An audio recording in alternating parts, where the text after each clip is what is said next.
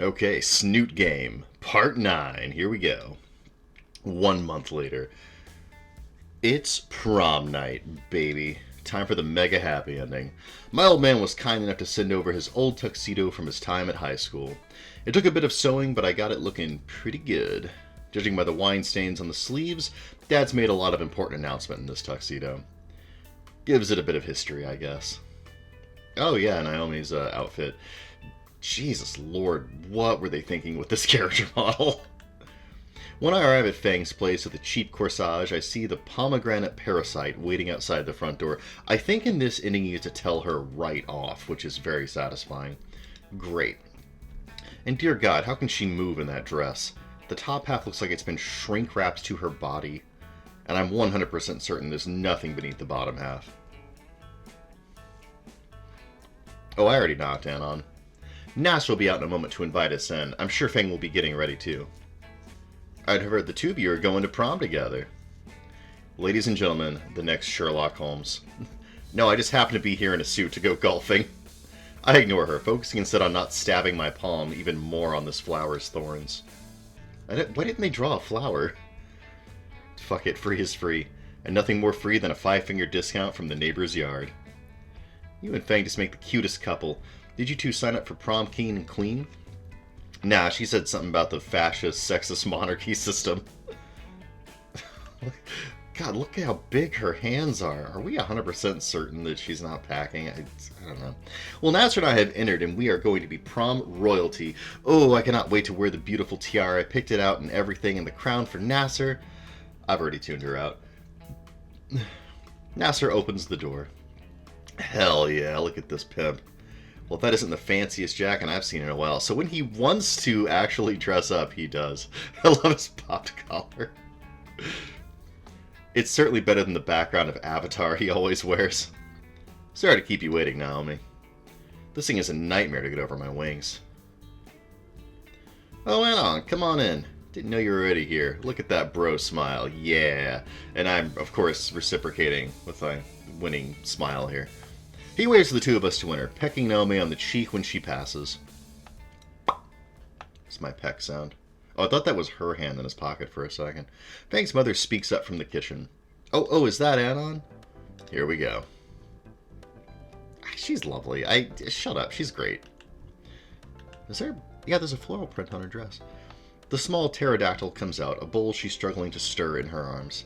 My, aren't you handsome? Pictures, I need to get pictures of you and Lucy. She sets the bowl aside on the coffee table to frantically search for a Polaroid camera. To think Lucy would have such a wonderful young man to take her to prom. Aha, found it. Hold still, dear. My eyes! Like getting slapped in the face by the sun's dick. Never change, Anon. I blink the blindness away, so that's why Nasser has those fucking aviators. Lucy will be downstairs in a bit. She's just getting the last of her makeup on. In the meantime, take a seat. I've got some cookies in the oven. They're almost ready. Yes, thank you, ma'am. I take my seat in the usual spot, sinking in and feeling the pillows conform around my spine. This thing must cost a fortune. Fang's dad is a police commissioner, if I recall. That explains the luxurious furnishings. Now that I think about it, I'm surprised I haven't seen him yet. He just appears next to you. So, hope I didn't just ruin these slacks. Good evening, sir. I didn't even see you in your chair, sir. My apologies, sir. Don't sweat it, son. Think about humans, as well as many carnivores, that their vision is based largely on movement. You'd be surprised how effective staying quiet and stationary can be. How close you can get to someone without them knowing. Sweetheart! No, intimidating the suitor. The big guy deflates a bit in his chair. Point is, don't get any funny ideas. Yes, sir. Actually, Anon winds up being the perfect gentleman in this date, as I recall. We're all taking the NASCAR, right? Yeah. Once Fang gets down, we'll skedaddle. So until then, we just sit and chill? We can take more pictures! Please, no. Yeah, look at those hands. Dear Lord. Oh, I would love to make this a little photo op. I actually do like these photos, though.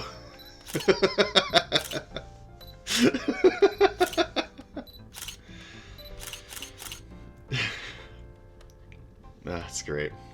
30 photos later, I never went to see another camera again. Fang's mom decided to take pictures of every possible combination of us. I don't know which was worse, having to pose with Naomi or Fang's dad digging his murder claws into my shoulder. I've lost nearly all feeling in that arm. Pretty sure to leave a bruise worse than my accelerated hug with the stare bollard last month. At least the pics with Nazar were a nice reprieve. We ended up looking like the Blues Brothers standing side by side in fucking ugly suits. Just as I was about to resign myself to premature blindness from the camera flash, my savior arrives. Oh, Anon, you're already here. Fang leans over the railing of the staircase. Nice suit. Did you get it from the suit store? Oh, hell yes. I'm at soup. Holy shit, she can really rock that dress. Yeah, she looks absolutely rad. They always distort her face a little bit whenever they draw it on an angle. Ahem. Ah, shit. Dad, stop scaring Anon. I'll scare who I want in my home. Fang's mom saves me, taking the mountainous pterodactyl by his head crest. Now, dear, Anon is a lovely guest. Does she have a stool? How does she reach it? Come on down and pose for pictures with everyone, Lucy. Actually, stay up there so we can all rest. Har. Best thing to do is get it over with. That's right. Alright, everyone. Group together. This one's going on Christmas postcards for sure. Kill me. Later.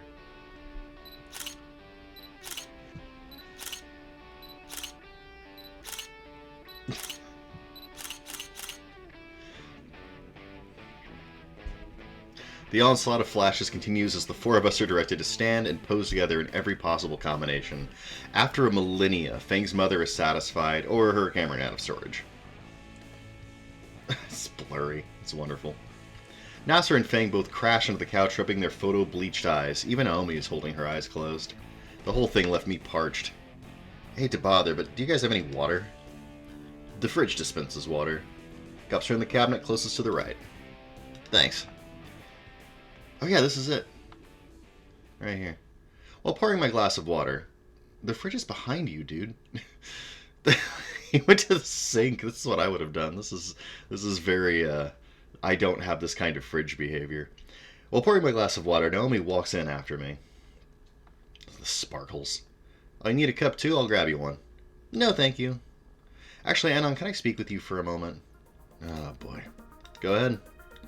I'm very happy that you and Fang are together now, but I take a long, slow sip. Let me show you what he's doing here. It's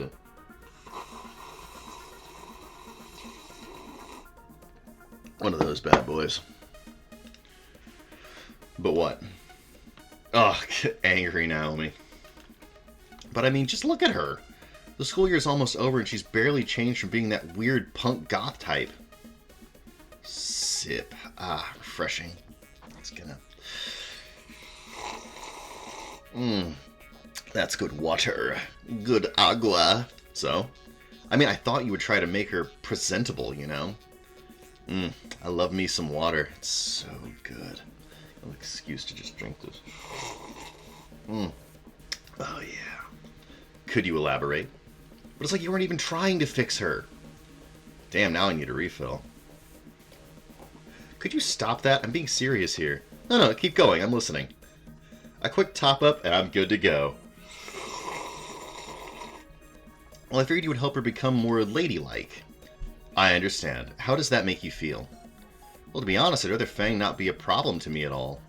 I've tried everything too, but even getting her a boyfriend doesn't work. It's harsh to ask. When you go to prom tonight, I'd like you two to avoid us. It's supposed to be a special night. I see. Oh, really? That's great. And how does that make you feel, Fang?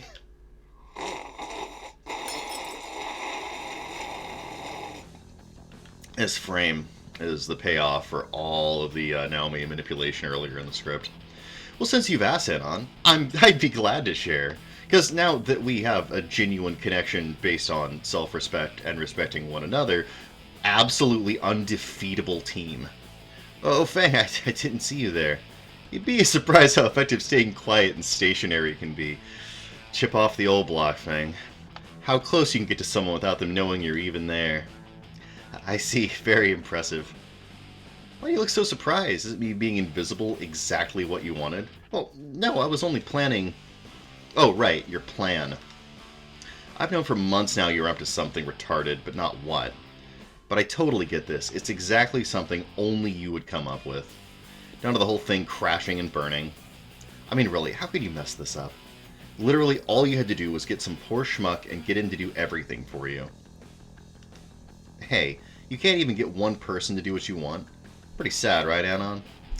I could do that in seconds on a certain website. That's my boy. The face. Man, even Anon can do it better, huh? So basically, fuck your stupid plan, fuck your prom crown, and fuck you. In a flash, Fang strikes Naomi right across the face. Hell yeah. Aw, damn. Ugh, Naomi fans in shambles. I'm gonna just savor this for just a moment. Ah. That's what you get. Don't mess with my favorite power couple. And your dress sucks. And you got the taxi number right. We're going to need to leave, like, right now. Yeah, I'll give him a call. Oh, it's our taxi guy from earlier. Bye, Naomi. Enjoy your hat. We leave a speechless Naomi fuming in the kitchen and head towards the front door.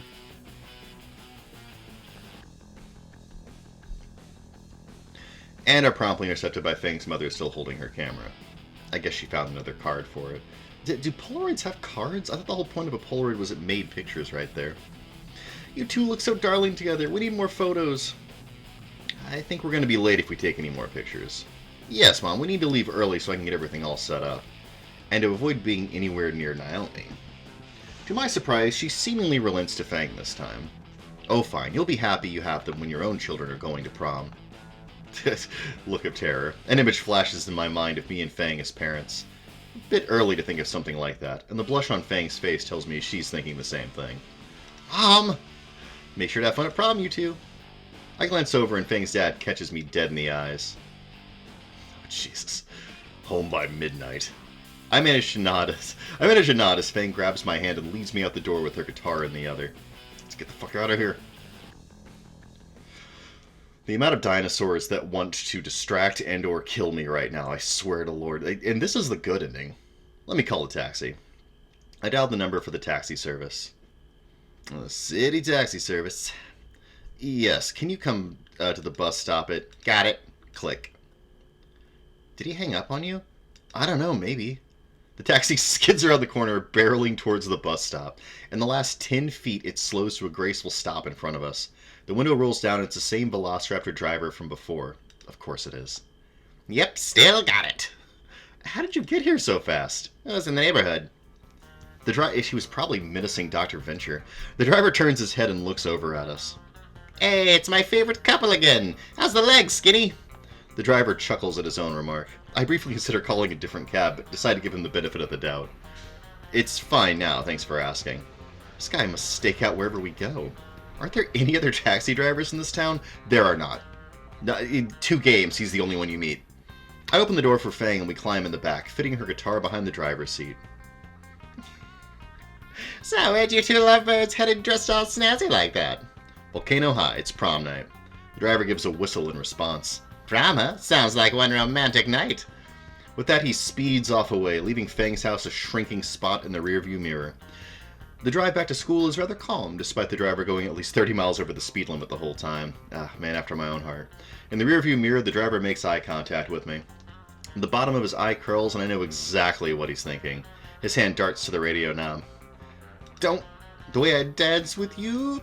Fang's heel digs in the back of the driver's seat, making him yelp. Sheesh, no wonder they call them stilettos. The driver kills the radio, a smug grin of victory spreading across Fang's face. Eventually, the cab pulls up to the school gymnasium, illuminated by the celebratory decorative string lights. Yeah, see, your sentences can't defeat me, writer of the Snoot game. It's not going to happen. I'm just too good. I'm a lyrical champion. Just deal with it. I reach for my wallet to pay the toll, and the driver just gives me a wave. You know what? It's on the house this time, kids. Just have fun, you two. Hell yeah. We climb out the back of the cab, and the driver gives me a wink before the taxi screeches away in a cloud of carbon monoxide. Actually, I love that turn of phrase, cloud of carbon monoxide. That's fun. I offer to carry Fang's guitar from here, which she gladly accepts. The students strung up various strings of lights along the overgrowths of vines around the school. You're not going to beat me. I am lyrical champion. Deal with it. A rather impressive mural of King Rex is spray painted on the wall outside by the ticket booth. You could tell how recent it was by how there was smoke leaking out of the eyes and mouth. I think about getting a picture with Fang by it, but I think I've developed a serious case of photophobia. The line to get in isn't too long, and it only takes a few minutes to get inside. Giggity.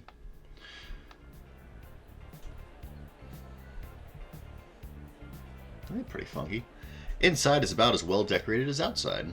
More lights hang from the greenery and even the ceiling. Those nerdy little Chinese lanterns are strung about from wall to wall. Gotta wonder who picked decorations to go perfectly with her dress. Perks of the job. The thing leads me to the temporary stage on the other side of the gymnasium where a curtain has been set up. Thanks for guitar lessons, I feel like I can actually help get her set up instead of standing around doing nothing. We slip behind the curtain and come face to face with King Rex, smoke billowing out of his mouth. Oh, hey, Reed, what's up, dude? Sup? Reed must be helping Spears with the sound system. Oh, good, Reed's here. You can get everything set up like you usually do. You got it, amigo. With a mock salute, Reed takes the guitar case from my hand and promptly disappears behind one of the speakers. Farewell. Only to return moments later with the guitar, now with the cable trailing behind him. Damn, he works fast. Yeah, he does. There's a reason he handles all this sorts of stuff. Yeah, she's just sort of flat out responding to your internal monologue, just like Reed was doing at the start of the game. It's fun little nods like this. The mumbling! Reed dusts off his hands and lets out a sigh, releasing another mushroom cloud of smoke from the costume. Man, I haven't talked to you guys in ages, you know? Not since the whole projector thing. You know, I sit 2 seats away from you in math. Why didn't you just talk to me then? Bro, I would, but like, don't want to leave Trish alone. She's so super beating herself up over it. Don't want to isolate her even more, you know? We should encourage Fang to talk to her friend. Aren't you going to talk to her about it, Fang? I've been meaning to, but it's just sort of awkward, you know? I'll try talking to her soon, I promise. Trish is here, somewhere. She bought a ticket? Does she even have a date? Took advantage of my +1 deal for DJing tonight, dude. Don't think she wanted to dance with King Rex, though. Reed's shoulder slumps a bit inside the costume. Oh, I'm sorry, bro. I can imagine. Think everything's set up now, so we can just enjoy ourselves for the next 90 minutes. You guys going out? Yeah, see you later, Reed. He waves us goodbye and turns his attention back to the mix table. You did a pretty bang-up job there, Reed. You getting hungry? Yeah, actually. I saw there was a pretty big food table on the way in. Come on. I'm gonna boogie a little bit. Despite the selection of food being rather diverse and professional, Fang piles her plate with barbecue. Hell yeah.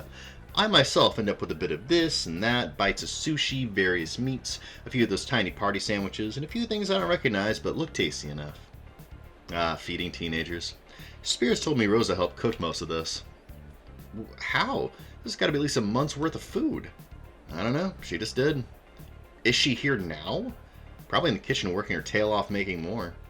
We sit against the back wall to wolf down our servings, and Fang makes me go back to get her seconds. Eventually, she decides the black hole in her esophagus is satisfied. Man, were these tickets worth every penny or what? I'm not sure what those things filled with melted cheese were, but they were great. Let's go see what other crap there is to do here. How much time do we got?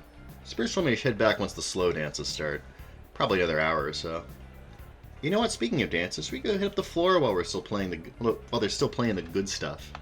Wait, you don't like slow dances? What I like are the bones in my feet. Wow. Fang takes my hand and leads me into the crowd of dancing teenagers. What is this? Oh, God. Reed actually has a pretty good selection of music going. Instead of whatever garbage was in the weekly top 40 list, he's been playing real music. Boomer rock. Fang's already lost in the music, grooving along with the other students.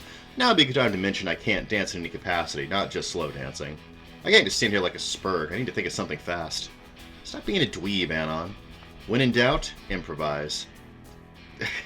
We get treated to some Anon dance moves. I bob my knees to the fast rhythm of the music. This is beautiful. And my hands mimic the reload animations from various first-person shooters I've actually played. For good measure, I spiced up a couple Dragon Punch moves from some Fightan cabinets. Shoryuken! It's Shoryuken! Fang seems glad I've joined in. She even tries to mimic a few of my moves. Then she raises an eyebrow and her smile curls a bit more. Wait, Anna, are you... And she cackles at my ludicrousness. I'm not sure what you were expecting. Yeah, no, that's great. Keep doing it.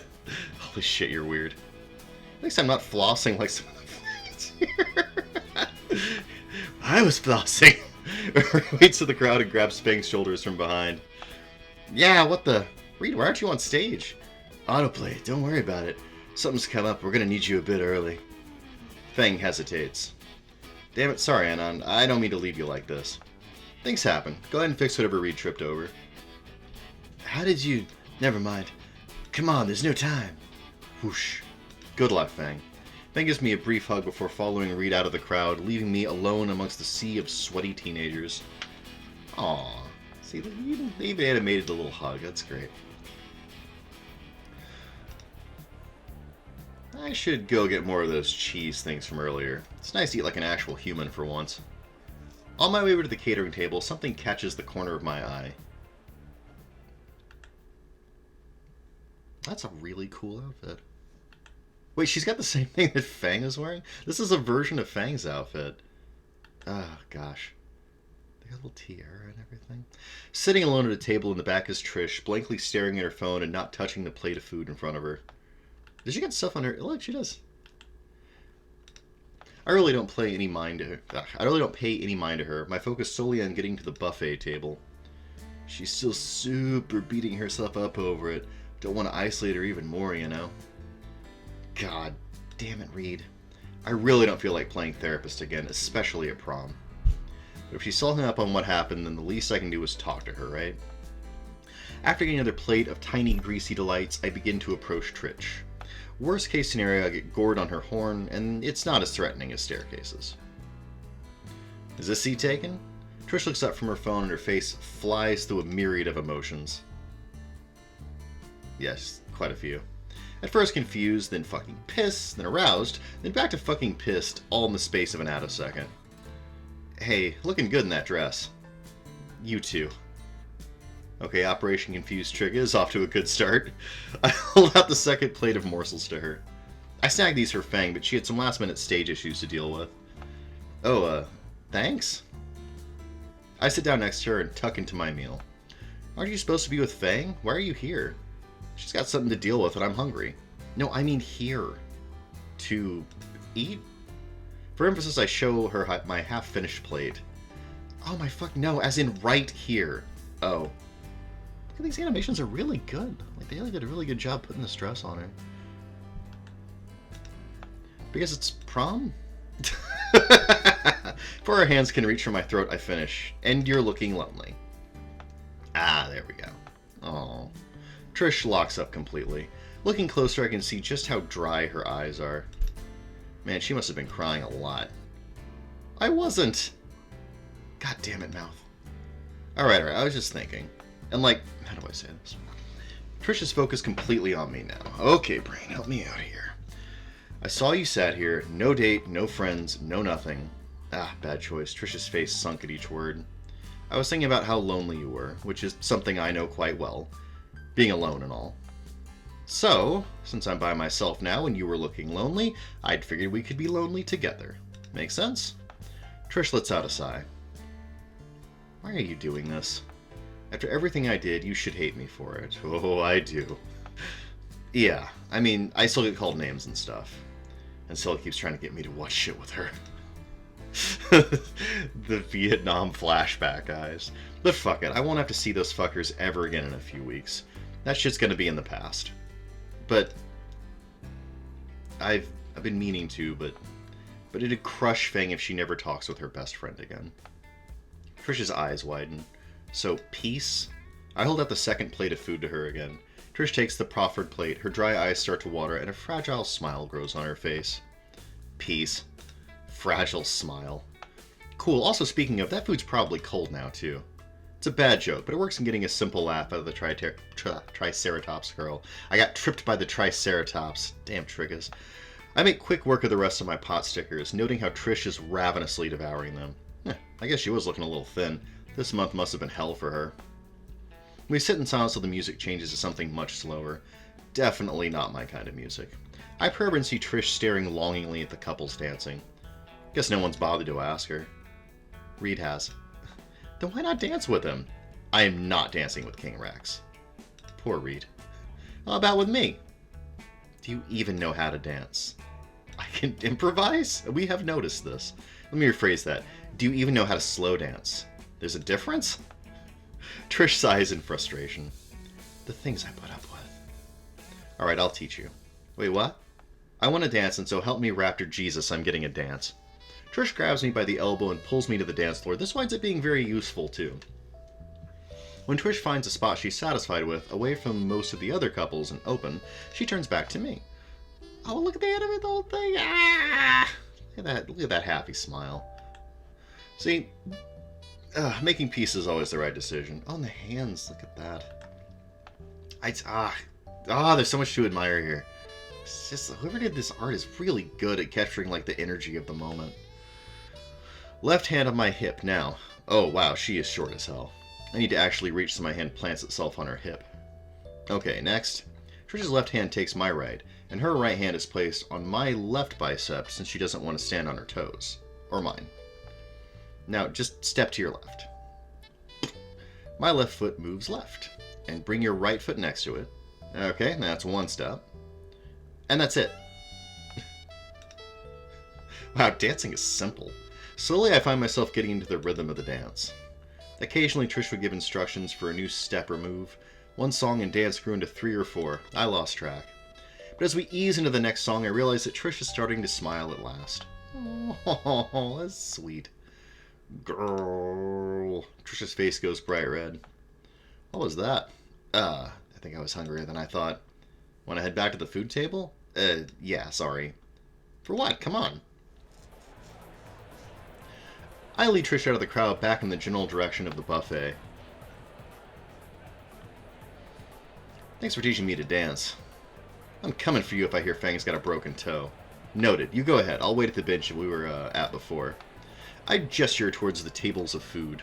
Oh, sure. Give me a bit. She heads off and I go sit in the same spot on the bleachers as before. Whoosh. Stupid tie. Well then. Got some time to kill. Time to shit poo. Thunk. Oh, Trish, one before you jump into the chair. Jesus God. My bad. Oh, Flint. Hello, Principal Spears. Is Fang doing alright? Yeah, she's still getting everything ready. I just wanted to have a word with you. Got a minute? Sure. When you first got here, I noticed you were a bit on the egotistical side, if I may say so. You've since become a fine young man.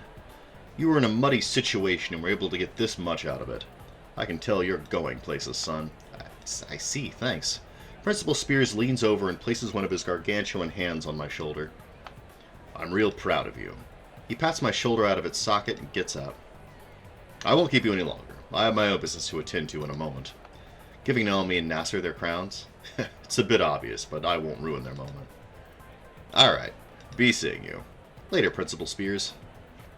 He marches away to get ready for the announcement. Time to shitpost. I check my phone to make my post. Hey, faggots. Guess who's at prom? Later virgins. Pick Rel as my date. Oh, I forgot that Stella Bag's like the beefiest dude. I attached a picture I took of Stella earlier when her date was in the restroom. She looks really cute in her dress. Hey, look, she's got the star signs on. That's great. How did she end up with the football captain anyway? Whatever. 3, 2, 1... Refreshing, 40 replies, and revenge for that soda can. Alright, sorry, I'm back. Trish slides into the chair Spears just left from. Did someone bend this? Spears. Oh. She puts her plate down. It's a veritable bake sale. You can have dessert for dinner. Piss off. The music fades and all that's left is chatter. Spears takes to the stage with mic in hand for once. Alright everyone, before we end tonight's prom, we have a couple of items to take care of. First thing is, Principal pulls a tiny gold sheath envelope from his lapel and holds it up for the audience to gawk at. to announce prom king and queen. Oh, this is a foregone conclusion. A few students are already congratulating Nasser as he's led by the arm by his handler. A drum roll, please. All right. Reed steps onto the stage with a small block in his arms. He smiles and nods, pressing one of the myriad of buttons on the block. A mediocre recording of the drum line plays over the speakers as Spears clears his throat and tears open the envelope.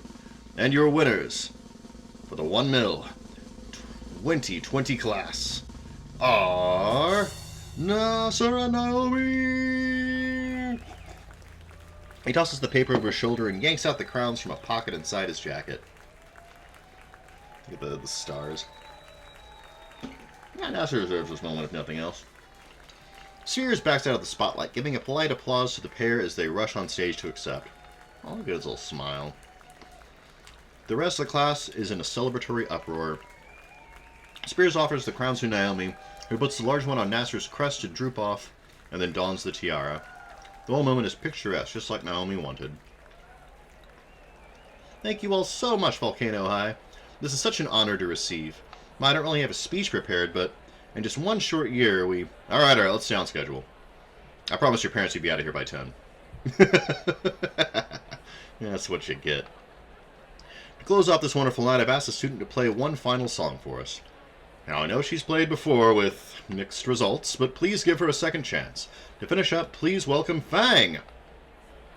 Spears puts the microphone up and gives a welcoming applause as the cheap curtains draw open. Hell yeah. Fang is standing on stage front and center, guitar in hand. Wait, who? She was there last time, wasn't she? I'll just start recording. She scans the room, a nervous look creeping onto her face. Those dicks. I start waving my arms in the air, trying to catch Fang's attention. Trish sees what I'm doing and whistles with her thumb and index finger. Who the... What, the weeb? Only he would. Match made for losers. Fang notices us and some of the nervousness melts off her face. She takes a deep breath and starts strumming the first notes of her song. This is a really beautiful sequence, too. This is like best ending material here. It took half a year, but she finally completed the song from the roof. I don't think she completes it in any other playthrough. The cascade of chords is a slow build that increases tempo gradually. Wow, look at my girl up there. I'm so proud of you. Wait, she has a different guitar now. How many of these do you have? Thinking back over all the practice sections, Fang fretted over what exactly she would play. Turns out a rock ballad fit perfectly. It's got the wings. This is amazing. Look at this. The wonderfully dorky smile there. It's just glorious. Both as a final song for prom and as a summation of Fang. After all, as she plays her heart out on stage to the growing surprise and cheers of the crowd, this song is the best representation of her. Trish and I cheer Fang on loudly. The lyrics we composed together were a mix of her, admittedly overly flowery and edgy poetry from her wall, and my own shitposting. Surprisingly, it mixed well. Apparently the rest of my classmates thought so too.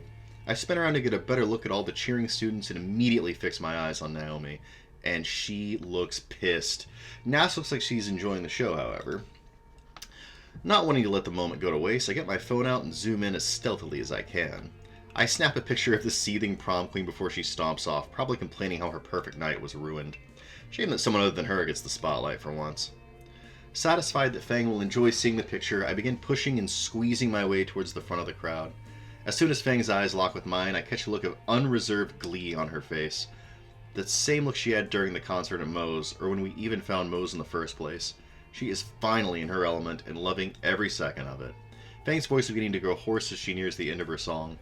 As the song reaches its crescendo, her final lyrics are echoed by the crowd and reverberates throughout the hall. Goodbye, Volcano High.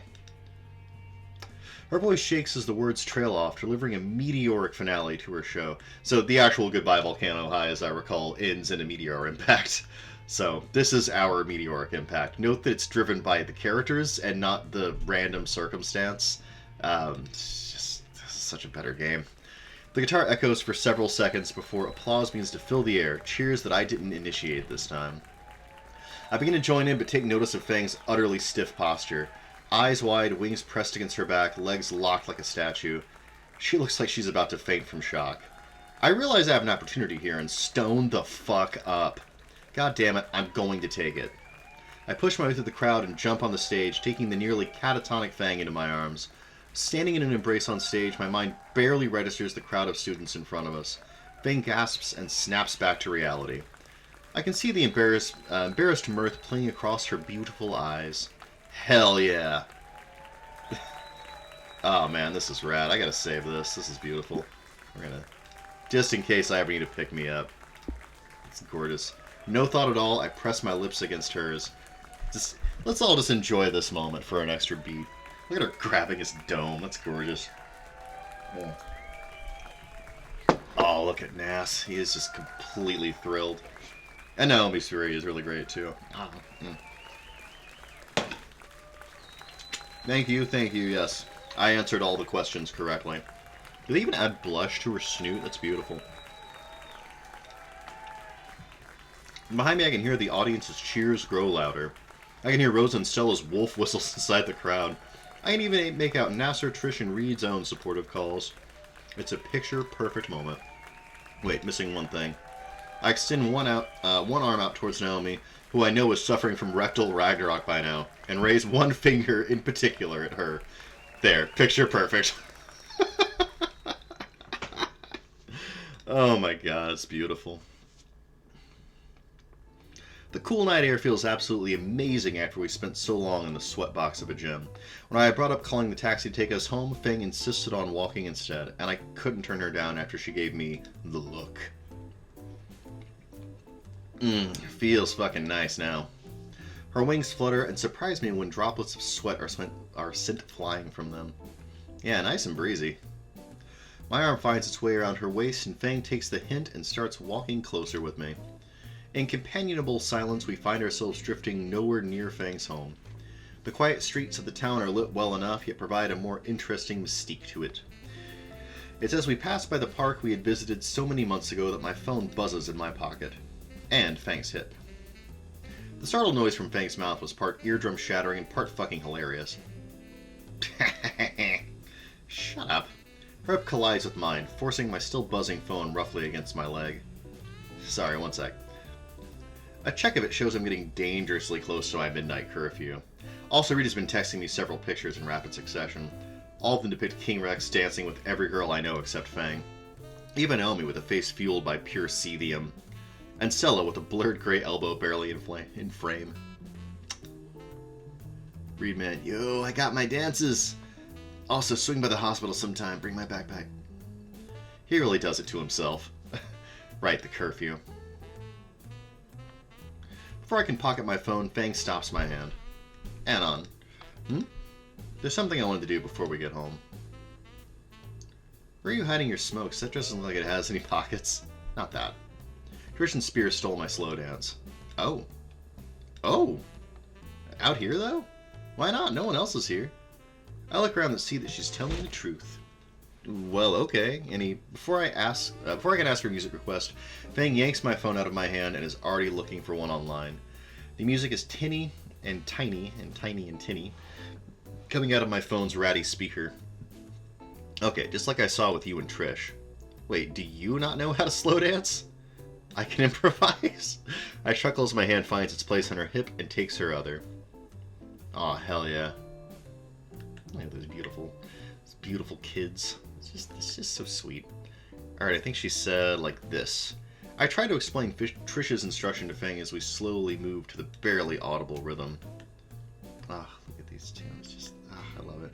Between the too quiet music, the constant foot stomps from Fang, and my own idiocy giving bad instructions, we find ourselves in a close embrace beneath the streetlights, now just swaying along and loving each other's company. Just look at them. Ah, they're so sweet.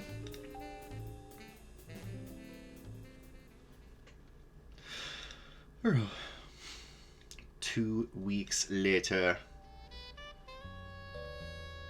Time seemed to fly after prom, honestly.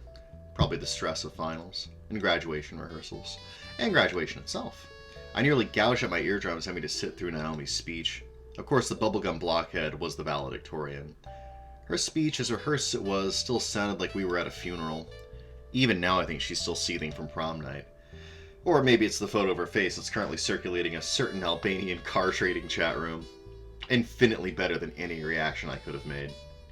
About a week after, Fang came to me with news that Trish got the idea for a celebration and Nasser was organizing it. Nasser organizing any party meant that he'd make sure nobody had any real fun, so Fang and Instant just split up the work between the rest of us. It was Fang's job to get the pizza. I, the broke fuck that I am, was put in charge of fire and finding a good pit for it. You people are good at making fires, right, Anon? Caveman joke. Or if I can sue him for hate speech. That aside, the party is at St. Hammond's Beach, which is just below the cliffs that make the town's namesake.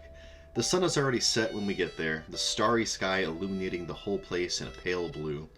I got to the site a bit earlier and got to set up an impressive fire pit with meticulously set stones surrounding it, and logs set in an ideal tower for an overnight blaze. Everything is ready, so where is everyone else? You actually are great at making fire. I'd make fire. We agreed to meet at 7, right? Right as I reach in my pocket for my phone, a van chugs onto the sand from the distance. It stops right in front of me and Trish flies out the side door, gasping for breath.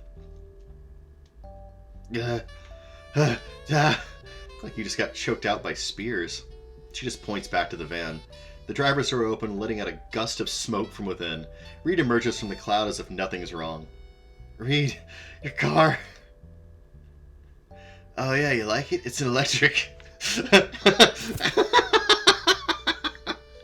Trish collapses in the sand. A rare Trish falling animation. Before I can check if she's still breathing, a stereotypical mariachi car horn catches my attention. I swing around and catch Stella and Rose. Come on, guys. Exiting a hot pink Prius, each with a pair of phone speakers in their hands. Waving to them, my focus returns to Reed, now helping Trish off the ground. All my compadres are here. Diverting my attention back to my masterpiece of a fire pit, the realization slowly dawns on me that I have nothing to start the fire with. Need a light, amigo? Hell yeah.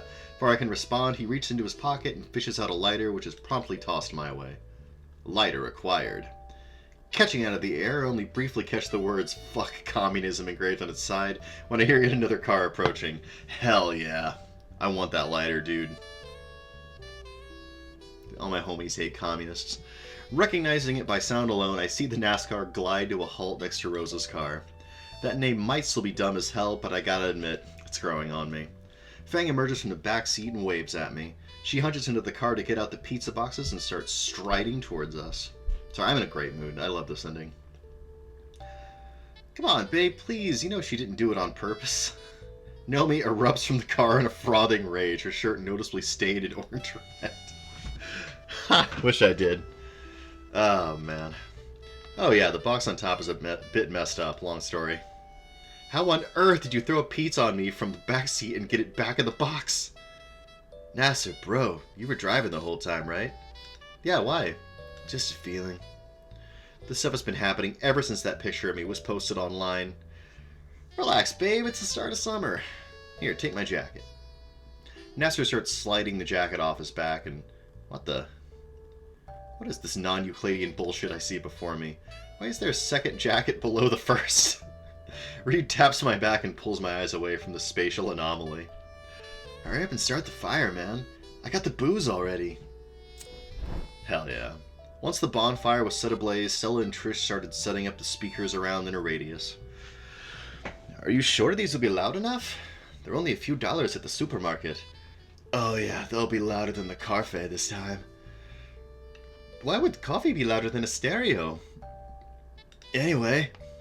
Reed drops the ice chest he was holding in the sand. Went all in, man. Got the name brands and everything. I'm surprised you got Nasser to let you bring this stuff. Nasser returns to the rest of the group wearing his jacket again. How? Got me to agree to what? About that. You brought alcohol? I mean, usually I call it liquor, but... Darn it, Reed. Darn you to heck! We're all underage. You know, even if I were to agree, Naomi would pitch a fit. Dude, we all just graduated. If now isn't the time to live a little, then win. Nasser hesitates. Besides, I did think of you and Naomi. Huh? Yeah, I got a special brand just for the two of you. Great beginner stuff. You... whatever. I'll try to keep Naomi from calling the police, fine. You're a real bro, man. If everyone's ready, then let's get started. Ah, God. Reed is such a bro. Soon enough, the pizza and booze are passed out, and we're all sitting in the sand around the blazing fire, and the weekly top 40 list playing on the speakers. Everyone is conversating amongst themselves. Oh, look at this. This is beautiful. The face. These kids. These two are great. I like that. Pisser? Is it called Pisser?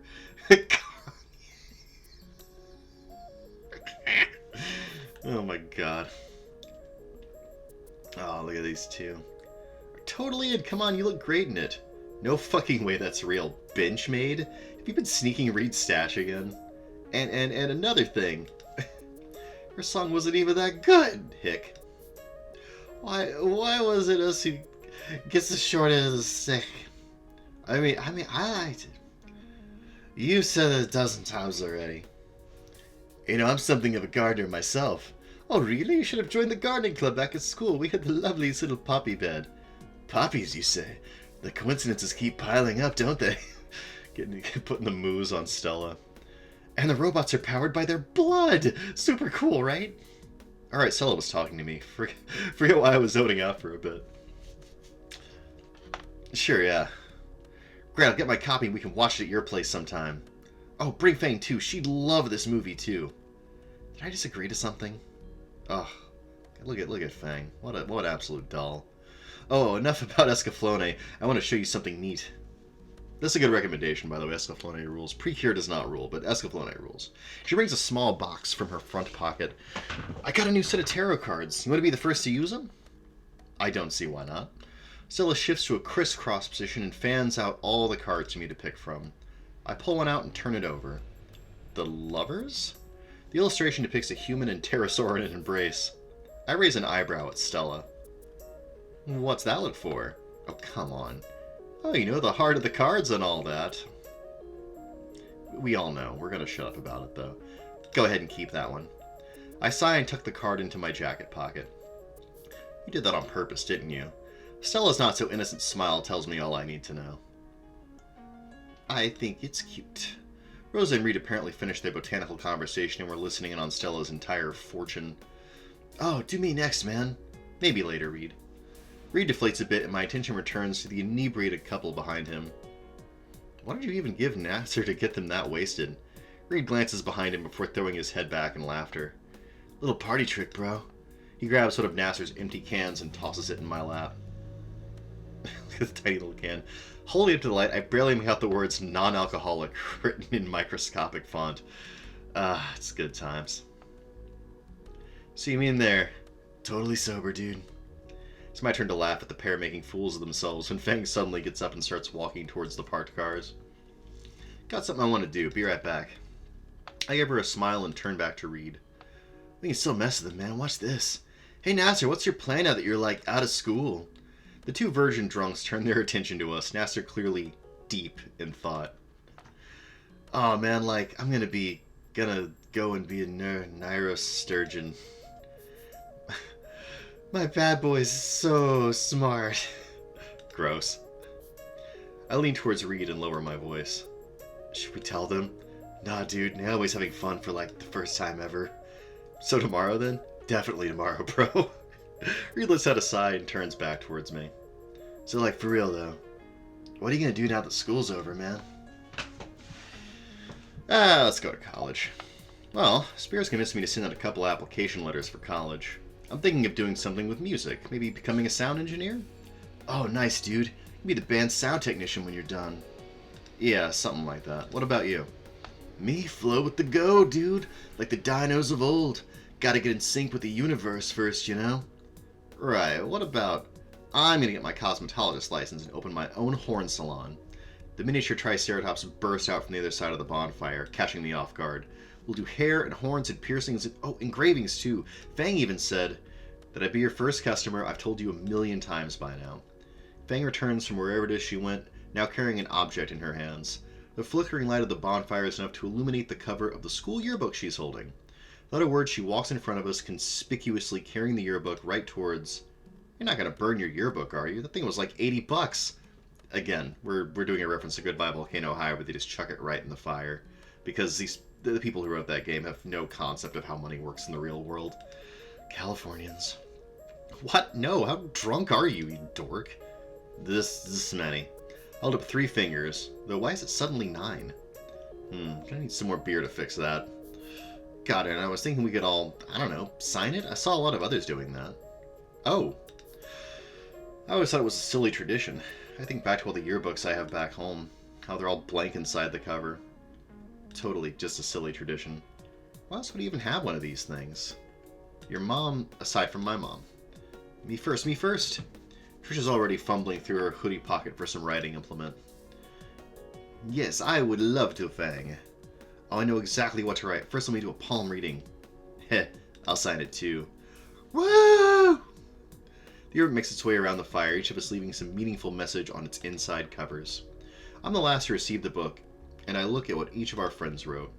You'll always be my best friend no matter what happens, Lucy. Trish. Lucy? Heh. Nah, Fang will always be Fang to me. Stay frosty. Read.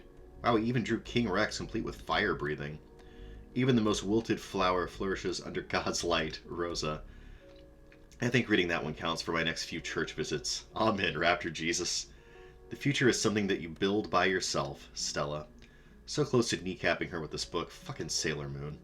I can't decipher either NASA or Naomi's. NASA's a bunch of chicken scratches scribbles, while Naomi's looks like her chickens went to college and got a doctorate. Anon? Hello? You've been staring at the page for the past 5 minutes. Right, just thinking what to put. Okay, Anon, something meaningful. Something that'll remind Fang of you every time she reads it. What will you write? So what are we going to write to her? Let's see. You are the master of your own life. Perfect. I hand the yearbook to Fang. She skims the page and then shakes her head. Really, Anon, you're such a dweeb. It's true. It was very fitting, if you ask me. As the night draws on and the temperature falls, we move closer to the fire. My fingers find themselves interlocked with Fang's, and her wing drapes over my shoulder as a natural blanket. Hell yeah, get it, bro. I can help but smile as we slowly drift off to sleep around the campfire. I can regret the hangover tomorrow. Right now, I just want to enjoy the night with my friends. Ah, mega happy ending. Never change. Alright, let's see. What else have we got in this mega? I think there's 2 more legs to it. 6 months later. After prom night and graduation, life slowed down. I've been accepted to a college a few states away for a degree in sound engineering. No worries about school except for the lunch card I still had to pay back. Mo had been kind enough to give me a summer job to help with that, though I don't think I can talk about some of the things I've seen. I'll never be able to look at Marinara the same way. But positive-based trauma aside, it's now the day after Christmas. Y'all thought I was joking about that place. I was not. Look at this dweeb. Oh, guys, is that Fang? Hey! Oh, man, that's implying a lot. I'm sitting in my bed looking through one of my favorite presents. Fang's mom was right. I am happy about all these photos. As I look through the scrapbook spread across my lap, I can't help but reminisce about the best year of my life. You're welcome, buddy. Fang, snark. I have to contain my laugh, but Fang looks ridiculously cute curled up beside me in my bed. Girl sleeping is next level adorable. Curl up around my pillow, suckling on her thumb. Jesus. I go back to the scrapbook, enjoying the memories I've shared with my friends. And to think, I wanted to stay a loner when I first got here. Yeah, we talked you out of it. Beep, boop, beep. Brum. Mup. The loud noise of Trisha's present makes Fang bolt upright. Oof. And sends me tumbling onto Reed's present. The new Metal Gear Rainbow Mark II bumps against my face, turns, and continues eating the crumbs off my new carpet. Even from the floor, I can say that both were really thoughtful gifts. Reed was right. The carpet really helped to tie the room together. That's hilarious. Anon, you here? On the floor. I think, is that the last Anon falling animation? There might be one more. Fang's face appears over the edge of my bed. Why are you on the floor? Yoga? Right. I sit up from the floor and shiver. Bol Caldera Bluffs may not get snow, but the cold air and the ocean definitely make the town cold as shit. I crawl back onto my bed and try to find my spot that I warmed. Fang, you stole my warm spot! In fact, she'd taken up the entire bed.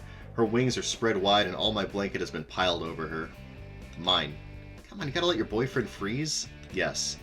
That's just cold of you. She groans at my pun, but acquiesces, holding open the blankets and shuffling over. Hurry up, you're letting the worm escape. I slide into the blanket next to her, my arms automatically wrapping around Fang's waist and drawing her against my chest. Her beak rubs against me as she hums. Ah yes, cuddles, best way to spend a cold day. Damn right. I chuckle and reach for the scrapbook. You looking at that again? Yeah? Her face glows a soft pink in embarrassment. Aw, someone's embarrassed. Someone is about to be on the floor again. Beep, beep, beep. I think Mark too would like the company. She's always so grouchy in the morning. I laugh even as her elbow digs into my chest. Ah, the feathers! Fang crawls on top of me and puts all her weight down on my lungs. I only laugh more. Not like Fang can do what a staircase could. Stop. Cuddles now. Scrapbook later. Alright, cuddles it is. Hell yeah. She squeals and I roll us onto our side, bringing us face to face. I feel my own face glow as warm as hers, but I also have the same smile as her too. I place a chaste kiss on the end of her snoot, eliciting some giggles from Fang. What did I say about that? About what? Kissing that. Gonna need to be more specific. Kissing my nose. Oh, you mean this? I kiss her snoot again. Again. The audacity. Stop messing with the snoot. I chuckle again. Fuck. I made you say it. Fucking insufferable. I kiss the snoot one final time and get another elbow as my reward. Insufferable. I snatch the scrapbook at last. Fang groans and hides her face in my chest. Why do you like that thing so much? Because your mom was right. Fang groans again. Come on, there's some embarrassing pics of me in here too. Like you making out with an anime girl again? Okay, not that embarrassing. I turn on my back and Fang adjusts herself to lean on my shoulder.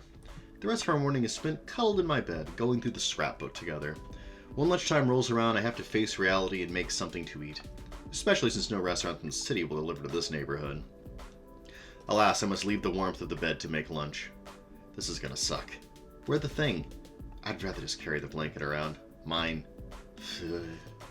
I reach under the bed to retrieve the bag I tried hiding, and I pull out the jacket from within. Two expertly stitched gorilla heads stare back at me, with the text "Monkey for Life" embroidered in gold thread. I still don't know if Nasser's racist really is just that clueless. This is great. It looks freaking fantastic. I don't know why you don't want to wear it. You gotta bring it back, Anon. You don't see anything wrong with this. Nope. You realize last month was Homo History Month, right? What's that have to do with an ugly jacket? I'll sue them later. Alright, here I go. I zip the abomination on and step out of bed, the wall of cold stinging my toes. Monkey for life. He's got the stupid collar up. Carbonara sound good? Why do you make it sound so weird? Most people just use tomato sauce. Don't ask questions you aren't prepared to know the answer to. Monkey for life. I crack 4 eggs, separating the yolk from the whites and saving them in a Tupperware for later. Maybe a simple custard pudding for dessert later. I grab some bacon, cheese, and milk from the fridge, grating a healthy handful of cheese into the yolks and mixing with a splash of milk before dicing the bacon. Boiling some water in the kettle to save time, I measure out the appropriate amount of spaghetti and toss it in the pot with the water and some salt before grabbing a pan and setting it on the stove. Oh god. Stop acting like you're on the cooking channel, Anon.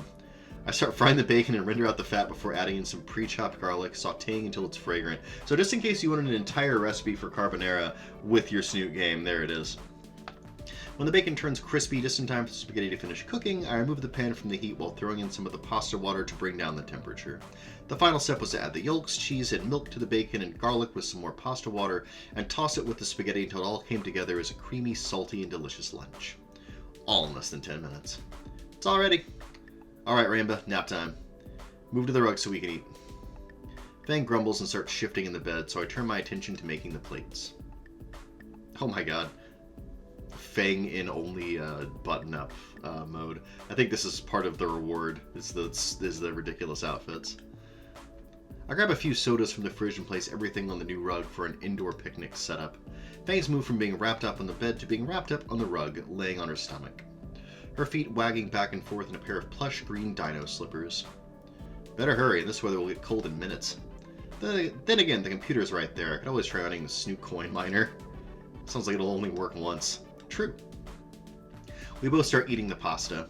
While I take the classic approach of just slurping the noodles, Fang has a harder time and prefers just twisting the fork around and eating a whole clump at once. You plan on enjoying any? It's good, like the cheese. Why, thank you. Eventually, lunch is reduced to greasy plates and crushed soda cans.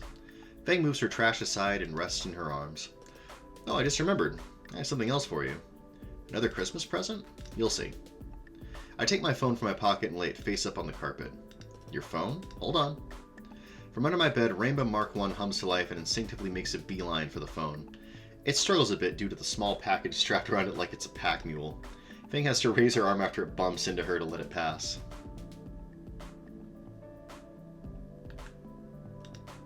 It reaches my phone and starts happily scraping the dust from it. Impressive. You get Reed to make it do that for you? Maybe, however. That's not what I wanted to show you. Aww, look at this smile. I move the small package from the robot and hand it to Fang. You know, they even got like the coat and everything, or the cover there. Look at this smile. I told you I'd protect that smile. Good as my word. Go ahead. She examines the box carefully before removing the paper packaging. Sliding the box open reveals an amber pendant on a silver chain. I take the necklace from the box and hold it up for both of us to inspect. Look at that, the inquisitive Fang face. It's glorious. As the amber dangles in the air, it catches the light from outside and glows the same brilliant orange as her eyes. Anon, it's beautiful. Here. I take the pendant from her hands and hold it up to put around Fang's neck. She holds her hair up for my hands to reach across. I try to fumble with the clasp, but it's a bit tricky with the wings getting in the way. The tip of her beak is mere centimeters from my face. There. Oh, look at the smile. Fang lets her hair down again and holds up the pendant. This is... Thank you, Anon. The moment I saw it, I knew it would have been the perfect present. Speaking of presents... She gestures her snout to the ukulele resting against the corner of the room. You gonna try playing that? I could, yeah. Do that song I taught you. I happily oblige and rip off the bow still wrapped around the small instrument. I'm not singing for you, you know that, right? Fang giggles as I begin plucking away at the tiny little strings, producing a very familiar melody. She starts thumbing her new pendant absent-mindedly. My shrill rendition more resembled that first time Fang played it on the rooftop than her energetic performance at prom. Despite my occasional fumbling, it still possesses the same nostalgic tone it always had. When Fang begins humming along, I soon find myself joining in to make the song sound complete. I wish moments like these could last forever. But just like the music in the air, they always do, and before long we reach the end of the song. A comfortable silence fills the room after the notes fade. I love that song. I hope so, you wrote it after all. Yeah, but you know, Her thought is interrupted by a knock at the door. You expecting company? I give her a puzzled look in return before getting up and heading to the door. My momentary fear of it being a potential addict or murderer quelled upon opening the door, revealing... Principal Spears? What are you doing here? Our ex-principal is squeezed into the narrow hallway, holding a delicately wrapped gift in his hands. Anon, I trust that you had a good Christmas. Normally I wouldn't visit a former student like this, but I intend on making light of my offer during the school year. He extends the gift towards me and I cautiously accept, beginning to open the wrapping paper. Inside is a box of some anime I've never heard of before. Rurouni Kenshin. You don't know what Rurouni Kenshin is? What kind of weeb are you? Even I know what Rurouni Kenshin is. Dear Lord in heaven. As I said, I'm always open to giving some quality anime suggestions. I think you'll find this quite enjoyable. Thank you, Principal Spears. Spears gives a fatherly smile as I shake his hand. I hope you and Fang enjoy the rest of your holidays. Thanks, yeah, I've had fun exchanging gifts with my friends. I can see you're wearing a new jacket now. He stares with a certain thinly veiled disgust creeping on his face. Anon, I get that we live in a post-racial world and all, but come on, have a little pride in yourself. Fang struggles to keep her laughter in behind me. No, it's cool, Mr. Spears. I'm taking monkeys back. Yes! If you say so. At any rate, I shouldn't keep you too long. You sure I have some leftover lunch if you want to stick around a bit? I really appreciate the offer, but I have my own plans for lunch with my family. Alright, thanks again for stopping by. Had to do it at least once before you leave next month. Be seeing you, Fang. Fang throws a hand wave back at him. Hell yeah. Spears clambers out the door and shuts it behind him, leaving just Fang and I in the room again. Melancholy. That's right, you're leaving next month. Fang curls up in the blanket. Yeah. I sit next to her on the ground and wrap an arm around her shoulder. Do you really have to go? Can't you just go to community college here in the city? You've seen the acceptance letter, Fang. I got a scholarship to stay there at a fraction of the cost. I can't just pass that up. But 5 years? You got plans of your own, don't you? Yeah, so... We're still gonna talk, obviously. But... Fang takes a deep breath. I'm not doing a distant relationship. Oh. Oh, wow. Is this a breakup? Because, ow, my fucking heart. Fang shakes her head from side to side slowly. Oh, thank fuck. I don't want to break up, Anon. But I was thinking, you've been helping me ever since you got here. Yeah, and you've helped me too. I know. But you're leaving for college, so I want to do some thinking. More thinking? Wow, that's new for you. The plastic plate bounces off my head harmlessly. Ass. Fang giggles as I fake like I've been a soccer pitch. I want to do more thinking, self-reflecting. This entire year has been one of the best in my life, and I want more of them like this. With you gone, I gotta make them good on my own, you know? I get you. I pull Fang closer, my chin resting atop her head. So, not breaking up. No, just a break? She giggles again. Yeah, a break sounds right. Not breaking up, just taking a break. Plus, I'm not leaving for a few weeks. Fang perks up. True, it's a few weeks of cramming all the cuddles I'll be missing. Cuddles or cuddles? Fang's grin is just shy of mischievous. On the bed now. I'm collecting on those cuddles right now. Yes, ma'am. Give the lady what she wants, folks. Cannot go wrong in this life. Alright, let's see here. What are we looking like time-wise?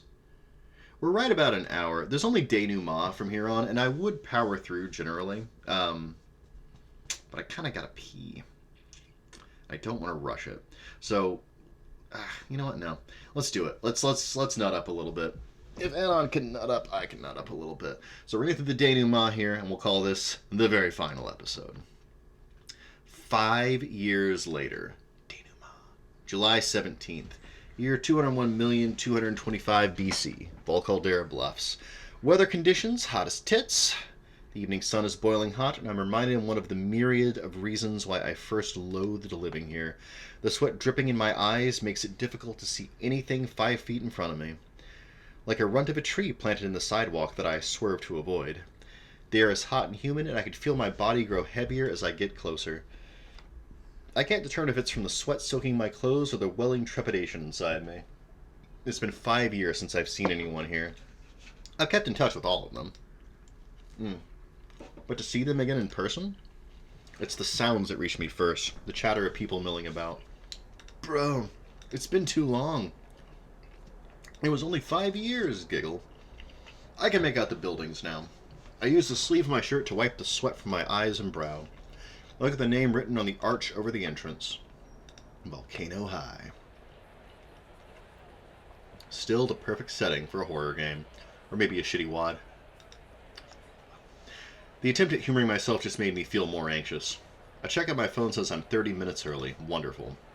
I move to the entrance, only to see all the steps occupied by 20-somethings waiting. Hell yeah. Yo, this the line? Anon? A hobo wrapped at the top of the steps pulls his oversized chaise down to peer at me. Yeah, grown-up Reed is awesome. I like that you're taller and buffer than everyone now, because you've got your caveman DNA. Hit that growth spurt, boyo. Hey, Anon, what's up, dude? I immediately recognize his voice. Hey, Reed, what's happening? You seem to certainly have, changed. Why do you look like, I don't want to sound rude or anything, but you look homeless, Reed. What? Dude, I'm not a hobo. I'm the richest raptor in the world, guy. I think Reed's lost it. What do you say, man? What? Nothing. No idea what you're talking about.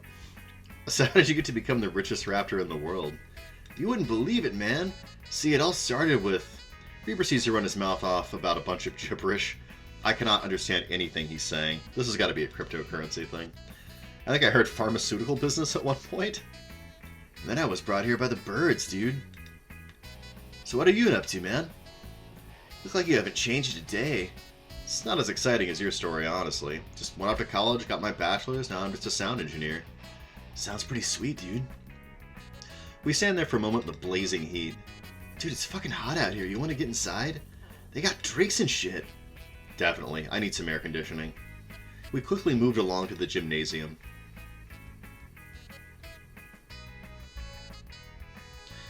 Man, it really hasn't changed. It takes me back.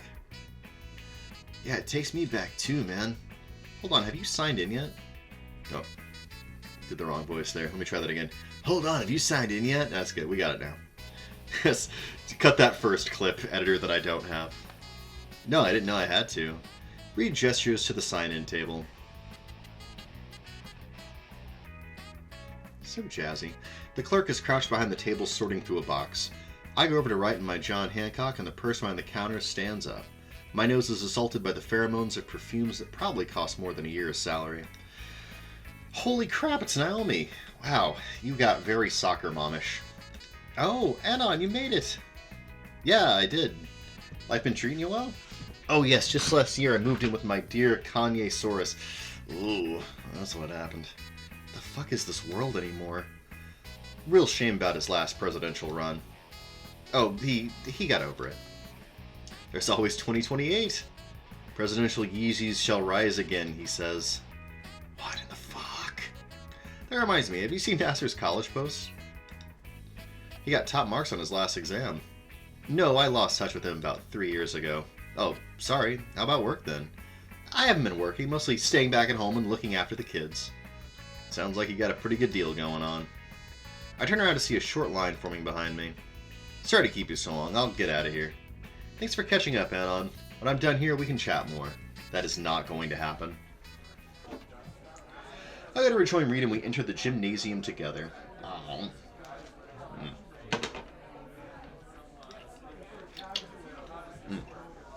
The setup is rather similar to that prom night all those years ago, albeit without the foreign decor.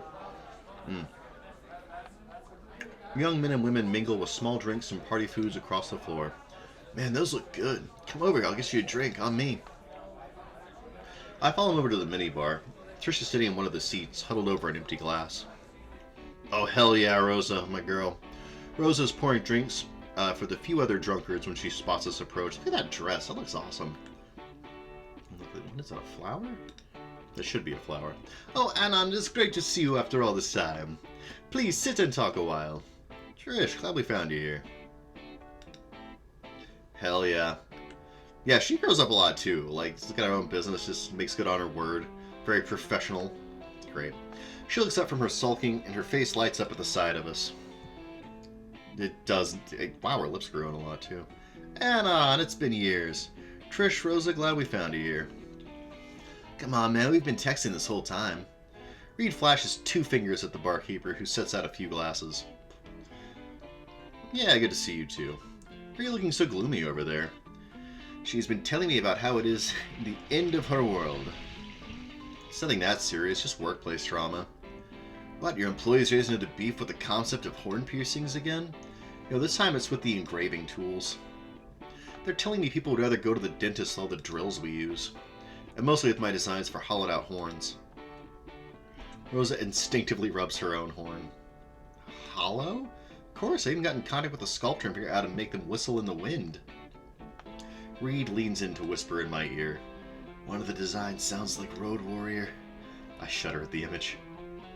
Don't knock it, my satisfaction rate is a clean 100%. The only problem is getting people to be willing to try it. Sounds like there's a lot of risk there, yeah. It's not even that bloody, I only hire the best. Bloody? Well, I never had a piercing before? Same thing. Reed shakes his head. Any more than a regular piercing is an abomination before our Lord. I finish my drink and Reed downs his in one shot, tossing a few dollars on the counter. I look up to see the one person I'm most anxious and excited to talk with again approaching. That's right, it's Stella! Fang, you're here. Oh, hell yeah, she gets her theme song again. That's great. Why, damn it, Anna, I told you to stop calling me that. Let that monochromatic weirdo play for a minute. Grown-up Fang looks awesome. She's still wearing the pendant. Radical. Turtleneck, which is cool.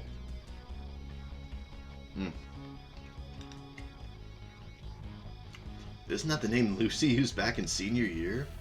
Yeah, I think it was. Come on, you'll always be Fang to me. Lucy covers her eyes with her hands.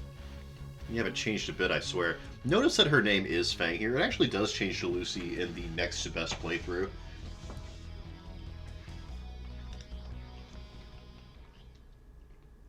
Hell yeah. Oh, look at this. This is rad. Come on, get over here. I'll order us all another whatchamacallit of drinks. It's on me, the richest raptor in the world. Look at it. Look at these guys. Look at these wonderful young people. Actually, gay man on a face. Very nice. Reed cheerfully throws his arms up as he shouts out a prolonged world. Sure, thanks. I can't have too much, though. I'm the event organizer and all. Sounds like a tough break. I thought you were the music teacher here. I'm getting there, still working with Mr. Jingo until he retires next year. Until then, I'm a teacher's assistant. Oh, alright, I see. I take a quick glimpse around the room and fail to see any large ape man. I feel like we're missing someone. Where's Spears? I could have sworn he would be here. Nah, man, he's gone. I saw him on TV the other day, though.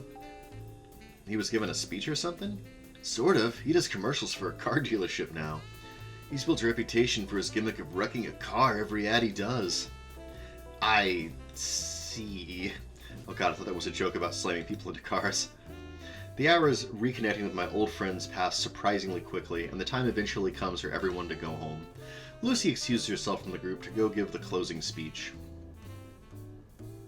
She goes up on stage and tests the microphone, getting everyone's attention.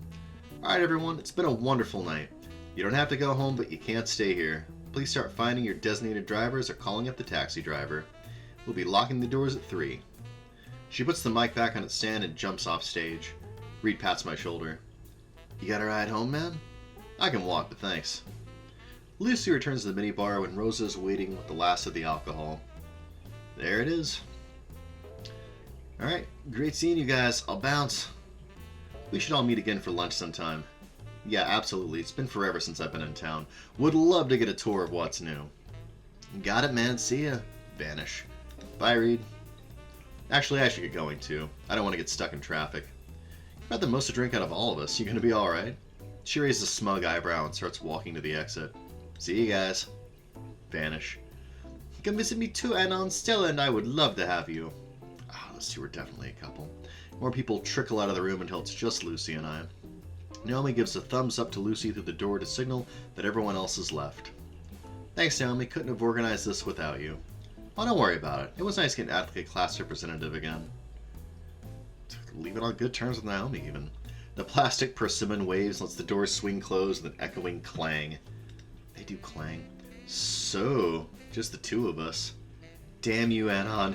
Damn you, Bill Withers. Building castles in the sky. Ha! Still got it. Yeah. Lucy holds up a plastic bag that clinks with each shake. I was gonna offer you the last of these, but... Hey now, let's not let those go to waste. Her smug grin and laugh says enough.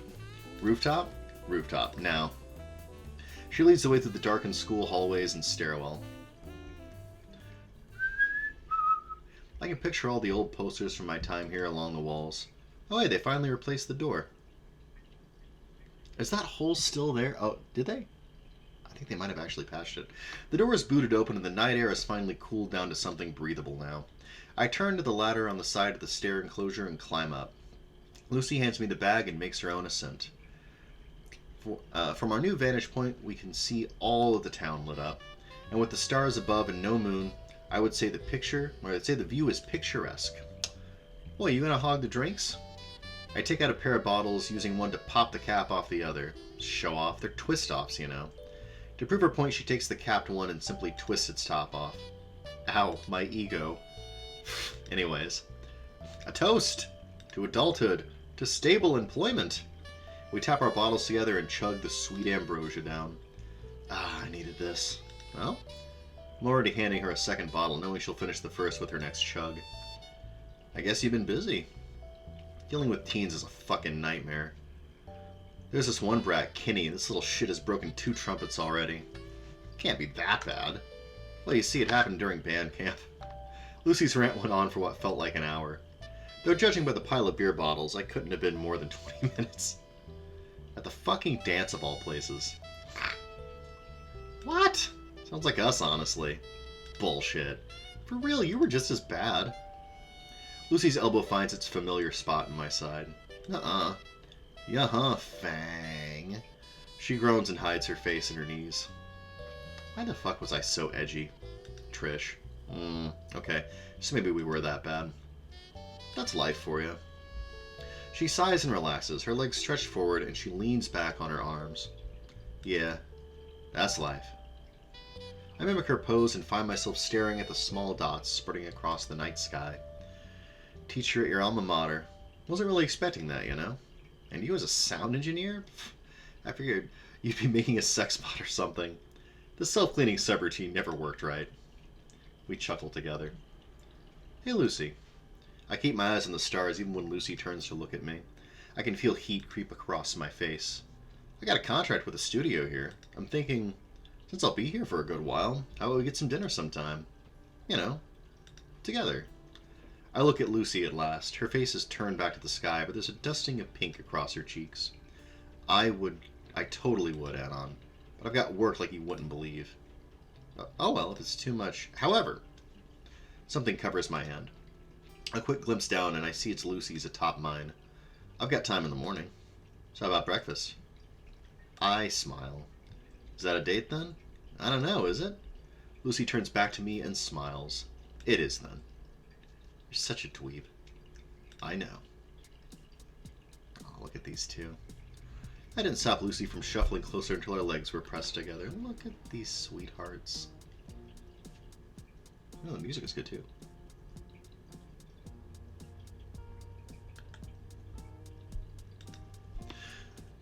I didn't stop Lucy from leaning her head on my shoulder. I grin and wrap my arm around her shoulder. Feels just like old times, honestly. That is a waste, Anon. Like no time has passed since I left Caldera Bluff. Yeah, it feels like mere seconds. I guess I never did say goodbye to Volcano High. Thanks, now my face is forever stuck in a cringe, Anon. Way to ruin the moment, Fang. You were first with your mumbling.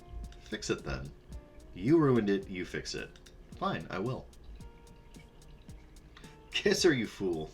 My hand cups her cheek gently. Lucy smiles and leans in. I miss this feeling. Our lips meld together as we embrace just like we were teens again. Ending 4 of 4! Fast times at Volcano High. And that's it, folks. That is ending 4, the best ending to Snoot game. This really kind of launched Caveman on. It's fantastic stuff. I'm just going to let the credits play for a minute. So, I guess I actually do remember how to get the absolute best ending. You have to kind of consistently be on the top of your game, and you got to dodge their little minefield of, like, random things that can screw up the best ending. Oh, goodness. But, if you get it all right, you get this amazing-ass ending. I believe you have to get every ending to get all the extra content, and some of them are miserable.